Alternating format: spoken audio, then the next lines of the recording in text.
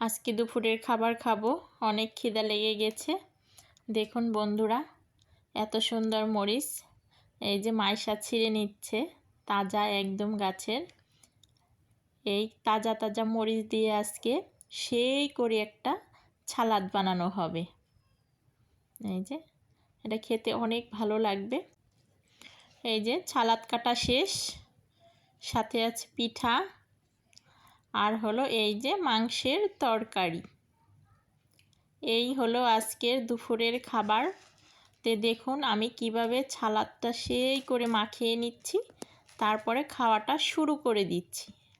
এই যে তাজা কাঁচামরিচটা কচকচা, সাথে আছে টমেটো, পেঁয়াজ কুচি, গাজর, সেই একটা সালাদ হয়েছে।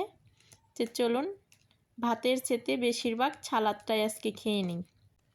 সালাদটা হাতে মাখাচ্ছি আর মনে চাচ্ছে যে এখনই তাড়াতাড়ি করে খেয়ে নিই। তো দেখুন এখানে নিয়েছি আমি মাংস, ডিম, সালাদ আর নিয়েছি অল্প একটু পোলাও। এই হলো আজকে দুপুরের খাবার। শুরু করছি তাহলে, খেয়ে দেখি কেমন হয়েছে।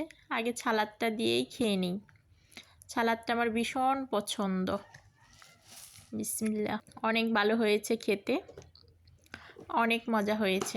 তো বন্ধুরা আজকের মতো এই পর্যন্তই। অনেক অনেক ভালো থাকুন, সুস্থ থাকুন। আল্লাহ হাফেজ।